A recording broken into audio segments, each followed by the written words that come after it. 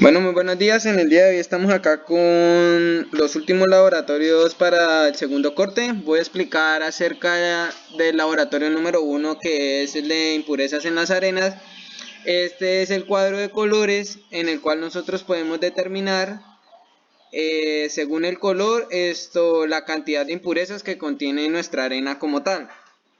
Acá en la tablita de abajo, como pueden ver en el cursor, están según los colores y asimismo la cantidad de impurezas que presenta. El color amarillo es que tiene muy poca cantidad de impurezas, el color un poquito entre amarillito y naranja es que tiene muy poca, el naranja es un color estándar, el rojo ya es que contiene considerable cantidad de material y el negro es que contiene muchas impurezas presentes en nuestra arena como tal. Por medio de esto del condicional sin, en el cual yo voy a explicar esta como tal ecuación, es que los números que son mayores o iguales a 3, él como tal lo va a determinar como que va el valor verdadero y que contiene cantidad de material orgánico presente. Entonces, como tal, la gráfica yo interactúo de la siguiente manera.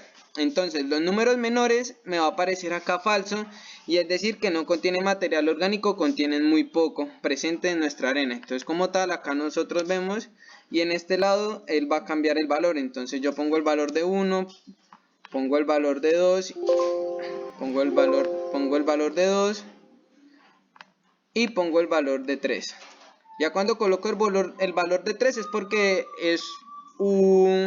la muestra es estándar, y es decir que tiene cierta cantidad pero muy poca de material orgánico. Ya de valores de 4 en adelante, él va a mantener con el contenido presente en verdadero, y ya según acá la referencia del número, acá está la referencia según la escala de los colores en los vidrios. Entonces así yo mismo voy a determinar, según mi color, el número acá me va a parecer que sí contiene cierta cantidad de material presente, y según acá estos colores y según esta gráfica yo puedo determinar si contiene mucha, poca, estándar, considerable o muy poca impurezas en nuestra arena como tal. Para ser el primero como tal laboratorio de segundo corte, que son las impurezas en las arenas, el cual pues no habíamos desarrollado todavía. Entonces ahora pasamos al segundo. En el segundo está el desgaste de la máquina de Los Ángeles. Este desgaste es muy interactivo para este laboratorio, y para esta tabla nosotros como tal tenemos unos tamices ya especificados según la norma. ¿Cómo consiste esta gráfica y como tal, y yo cómo la puedo manejar o entender? Entonces tenemos el tamaño de los tamices. Para el desgaste de la máquina de Los Ángeles, material grueso, según la norma. Entonces comenzamos con 1 pulgada, 3/4, media y 3/8. Listo, entonces acá están las masas que quedan retenidas dentro de los tamices una vez hecho el procedimiento. Y la máquina de Los Ángeles, ¿cómo interactúa? Entonces la máquina de Los Ángeles interactúa de la siguiente manera. Como tal, tenemos esto que es la suma de las masas. Listo, esta suma de las masas como tal, pues se retiene acá en este valor como tal. Y acá tenemos ese sería el peso 1, y el peso 2, ¿qué sería? El peso 2 sería estas masas que pasan por un procedimiento de cuarteo, se mojan, y pues una vez realizado este proceso pasarían a la máquina de Los Ángeles. Una vez ya pasado este proceso en la máquina de Los Ángeles, se secan por un determinado tiempo al horno, y una vez de este secado y determinado tiempo, ya pierde un volumen y pierde una cantidad específica de masa. Listo, entonces esa masa es la que viene acá en el peso 2. Y como tal, esa masa pues es más que todo en un laboratorio donde esos valores nosotros los podemos determinar. Acá yo coloqué este valor para hacerlo un poco relacionable al valor de las masas que ya había calculado anteriormente, pero del muestreo que ya se había desarrollado.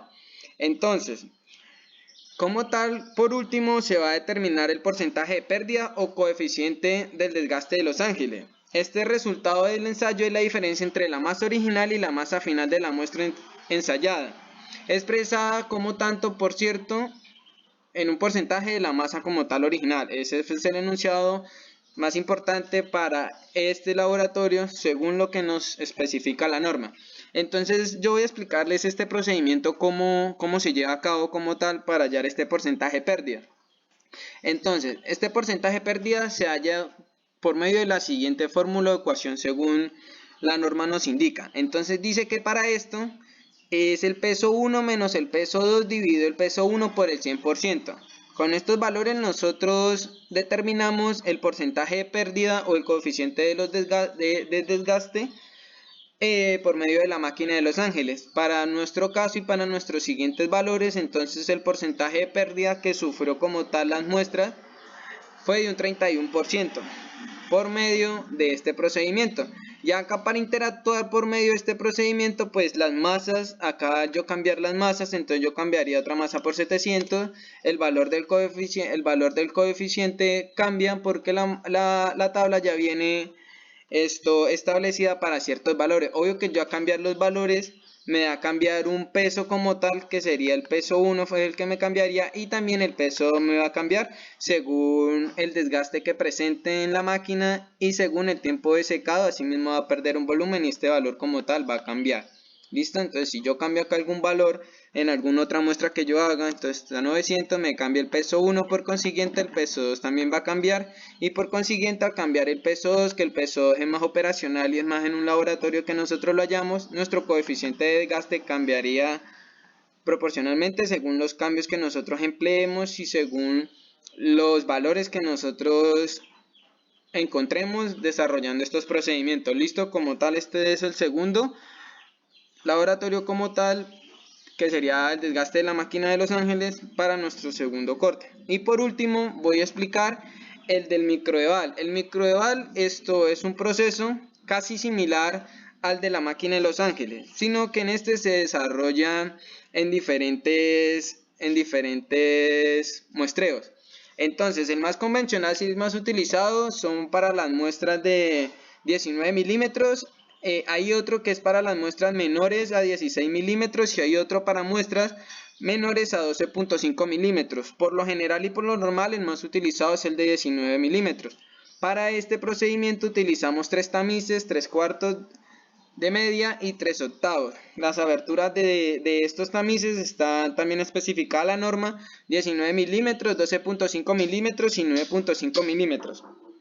Entonces yo como interactúo con base a estos procedimientos en estas tablas. Como tal tengo ya unas masas que fueron los pesos que quedaron retenidos en los tamices como tal. Entonces estas masas se suman como tal para hallar una masa total.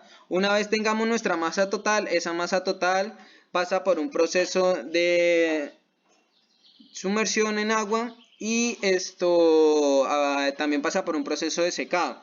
Al ya como tal adquirir estos procedimientos y esto, entonces esta como tal es la masa que va a aparecer en masa seca antes del ensayo, que es la masa total, la cual pasa por un proceso de inmersión en agua y pues aparte de eso por un proceso de secado al horno por un determinado tiempo. Entonces ella pierde un volumen y como tal pierde un volumen y un peso, entonces como tal ahí nosotros determinamos ya esta masa seca antes del ensayo. ¿Listo? Entonces con esta masa de 3200 para mi respectivo ensayo, con esa masa es que yo voy a trabajar para ya adquirir la masa después del ensayo. ¿Listo? Entonces una vez ya tengamos nuestra masa seca antes del ensayo, ella va a pasar a la máquina de microeval. Allí, una vez que pase por el proceso de la máquina de microeval, ella termina de como tal el tiempo de rotación y todo, y se vierte en 2 tamices como tal según lo explica la norma, y el vertimiento está en los tamices número 4 y número 16. El número 4 es de 4,75 milímetros y el número 16 de 1,18 milímetros. Una vez ella haya pasado por ese procedimiento, esto se pesa cuál fue la masa retenida que quedó en estos tamices.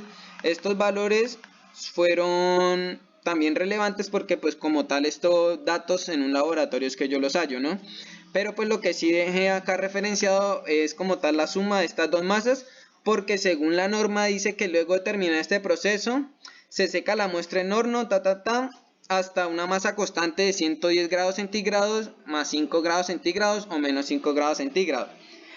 Y una vez nosotros hemos adquirido como tal esta masa, porque la que se utiliza para ya encontrar como tal el porcentaje de pérdida de abrasión de microdeval es por medio de ese total.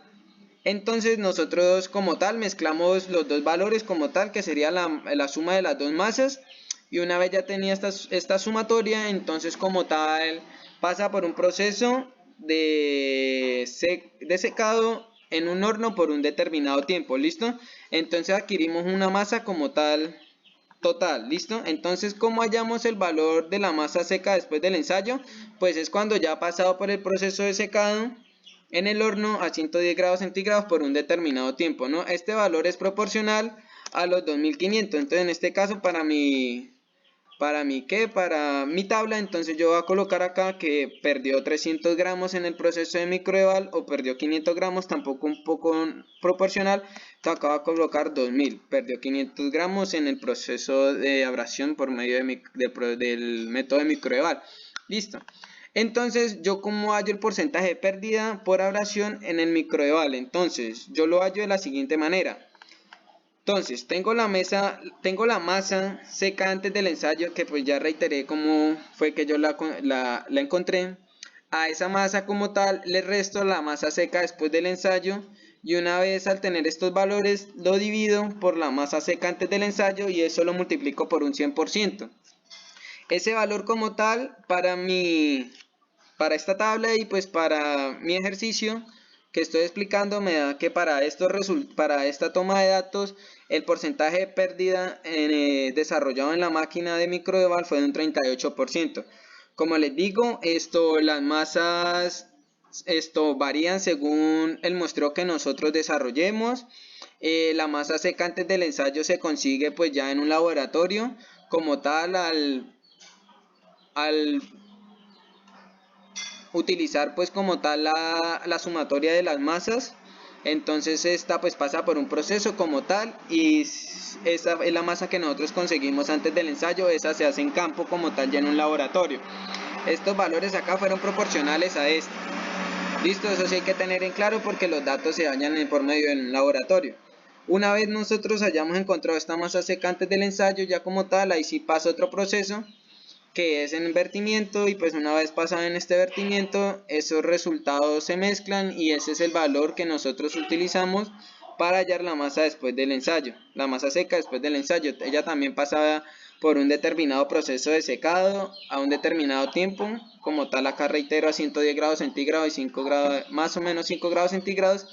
Y pues por último acá el porcentaje de pérdida de abrasión en microdeval, como lo reiteraba, la resta entre estas dos masas dividido por la masa inicial por el 100%, y como tal acá este es el último de nuestros laboratorios de segundo corte que quería explicarles, pues para que tuviéramos un poco idea de estos procedimientos, cómo se llevan a cabo.